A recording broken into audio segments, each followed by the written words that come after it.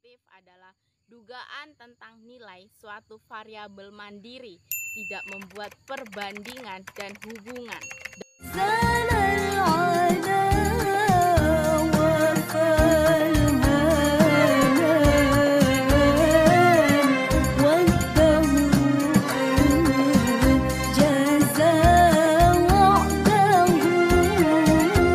Assalamualaikum warahmatullahi wabarakatuh. Welcome back to channel DR Kusi MPD TV.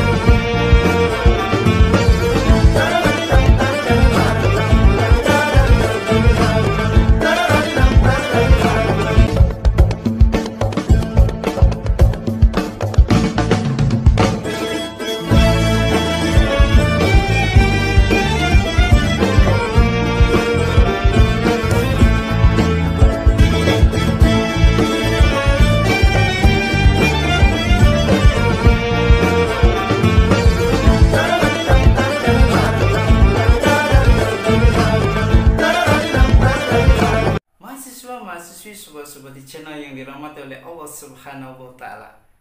Mohon maaf bila 1 bulan ini tidak upload di channel YouTube.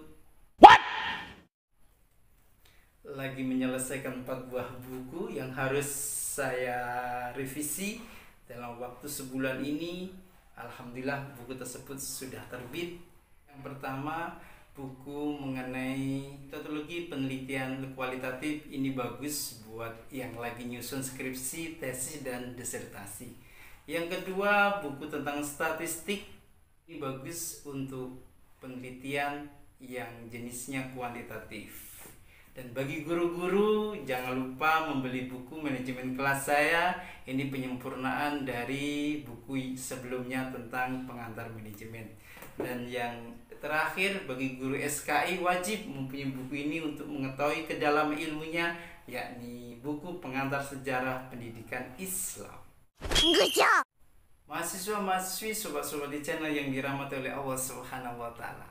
Di perkuliahan hari ini saya akan menampilkan presentasi tugas kuliah dari mahasiswa-mahasiswi yang setelah dinilai mempunyai ranking yang teratas dengan penilaian 1, bebas dari copyright. Yang kedua, suaranya jernih. Yang ketiga, durasinya 5-10 menit. Yang keempat, mempunyai kreasi di dalam menyampaikan presentasi tugas kuliahnya. Siapakah dia yang tampil di urutan yang pertama ini? Yuk kita lihat. Halo, perkenalkan saya Nur Aidah dengan NIRM 12142119201 semester 4B Prodi Pendidikan Agama Islam. Di video ini saya akan menjelaskan bab 8 tentang hipotesis deskriptif. Ini merupakan tugas statistik pendidikan dosen pengampu Dr. Iwan Agus Supriyono MPD. Alhamdulillahirrabbilalamin. Wassalatu wassalamu ala asrafil anbiya'i wal mursalin wa ala alihi washabihi ajmain, amma ba'du.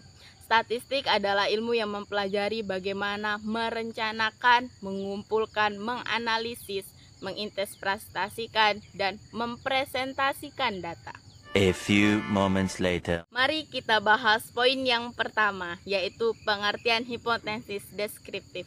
Menurut Sugiono, hipotesis deskriptif adalah dugaan tentang nilai suatu variabel mandiri, tidak membuat perbandingan dan hubungan. Dalam perumusan hipotesis statistik, antara hipotesis nol dengan hipotesis alternatif selalu berpasangan.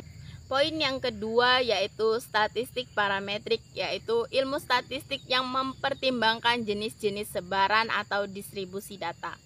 Apakah data menyebar secara normal atau tidak? Adapun keunggulan dan kelemahan dari statistik parametrik, yaitu keunggulannya 1.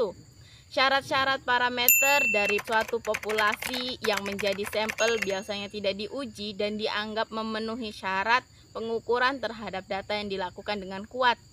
2. Observasi bebas atau sama dan ditarik dari populasi yang berdistribusi normal serta memiliki varian yang homogen. Sedangkan kelemahannya, 1. Populasi harus memiliki varian yang sama. 2. Variabel yang diteliti harus dapat diukur setidaknya dalam skala interval. Yang ketiga, data analisis varian ditambahkan persyaratan rata-rata dari populasi yang harusnya normal dan bervarian sama dan harus merupakan kombinasi linear dari efek-efek yang ditimbulkan. Statistik digunakan untuk menganalisis data interval dan rasio yang diambil dari populasi yang berdistribusi normal. Dan adapun prinsip dari kegunaan metode statistik parametrik yaitu didistribusi dari suatu sampel yang dijadikan objek pengukuran berasal dari distribusi populasi yang diasumsikan berdistribusi secara normal serta diperoleh secara random dengan jumlah sampel yang dianggap sangat mewakili populasi. 1. Distribusi normal. Salah satu asumsi yang harus dipenuhi dalam statistik parametris adalah data yang dianalisis harus berdistribusi normal. 3 alasan yang mendasari tingkat kepentingan distribusi normal pada skala intervarial yaitu distribusi normal merupakan model yang baik untuk mendekati frekuensi distribusi fenomena alam dan sosial jika sampelnya besar. Ada hubungan yang kuat antara besarnya sampel dengan distribusi rata-rata yang diperoleh dari sampel acak yang diambil dari suatu populasi yang sama. Distribusi normal memberikan pengharapan yang baik terhadap distribusi teoritis lainnya yang pada umumnya lebih sulit digunakan untuk memodelkan distribusi peluang. 2. Karakteristik distribusi normal. Dalam hal ini berbentuk sebuah lonceng, oleh karena itu distribusi normal sering disebut sebagai bell-shaped distribution. Sebagai model teoritik, hal ini memiliki 4 karakteristik yang bersifat kumulatif, yaitu unimodal, simetri, identik, dan asimptotik. Model distribusi normal dapat berbeda-beda. Hal tersebut tergantung pada nilai simpangan baku dan rata-rata data. 3. Distribusi normal baku adalah distribusi normal yang memiliki 4 ciri-ciri bagaimana distribusi normal dengan ditambah syarat rata-rata dan simpangan baku, sehingga syarat-syarat distribusi normal baku adalah unimodal, simetri, identik, asumsik, rata-rata nilai 0 dan simpangan baku nilai sama dengan 1. 4. Di bawah kurva normal dimanfaatkan sebagai rujukan dalam menafsirkan data apabila distribusi data itu dapat dihampiri oleh model distribusi normal. 5. Macam-macam uji statistik parametrik. Yang pertama, one sample test digunakan untuk perbedaan rata-rata suatu sampel dengan suatu nilai hipotesis. Yang kedua, independent sample test untuk menguji signifikasi pada rata-rata 2 kelompok. 3. Spread sample test. 2 pengukuran pada subjek yang sama terdapat suatu pengaruh. 4. Analisis varian. Untuk suatu variabel independen digunakan untuk menunjukkan apakah rata-rata 2 atau lebih kelompok berbeda secara nyata. Yang kelima, analisis general linear model universe. Merupakan analisis registrasi yang varian variabel dependen dengan 2 atau lebih varian faktor atau variabel lainnya. Poin yang ketiga yaitu statistik non-parametrik.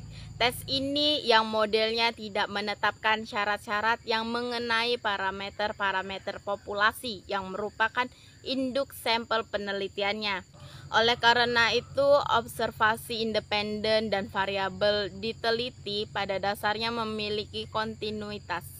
Dapat dikatakan juga statistik non-parametrik yaitu statistik bebas sebaran atau tidak mensyaratkan bentuk sebaran parameter populasi, baik normal atau tidak. Biasanya menggunakan skala pengukuran sosial yakni nominal dan ordinal yang umumnya tidak berdistribusi normal.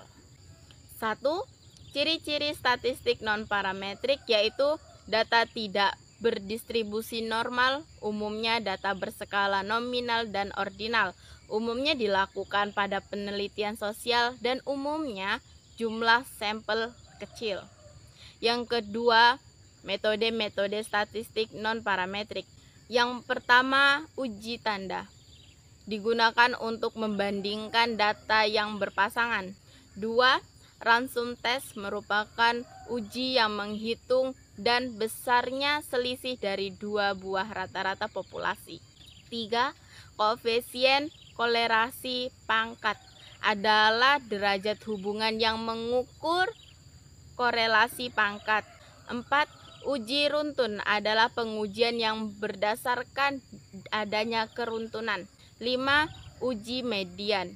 Hipotesis yang dihadapi yaitu HO2 sampel acak telah diambil dari dua populasi yang median yang sama atau telah diambil dari populasi yang sama. Sedangkan H1 kedua sampel itu berasal dari dua populasi dengan median yang berlainan atau dari dua populasi yang berlainan.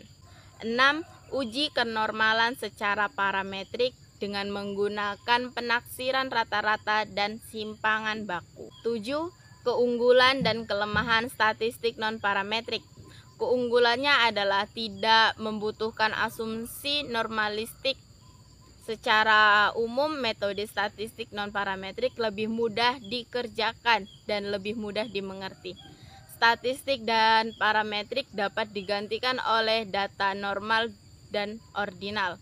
Sedangkan pada statistik non-parametrik tidak dibutuhkan urutan atau jenjang secara formal karena sering dijumpai hasil pengamatan yang dinyatakan dalam data kualitatif.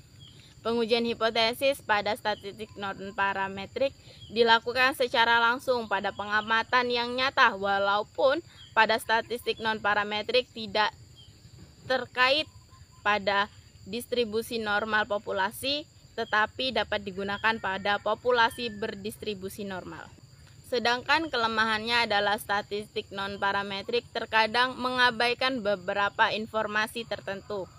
Hasil pengujian hipotesis dengan statistik non-parametrik tidak setajam statistik non-parametrik mendekati eksperimen dengan sampel kecil dan umumnya membandingkan dua kelompok tertentu. Demikianlah tadi penjelasan dari saya tentang hipotesis deskriptif. Kurang dan lebihnya saya mohon maaf. Semoga bermanfaat bagi kita semua. Wabillahi taufiq wal hidayah. Wassalamualaikum warahmatullahi wabarakatuh.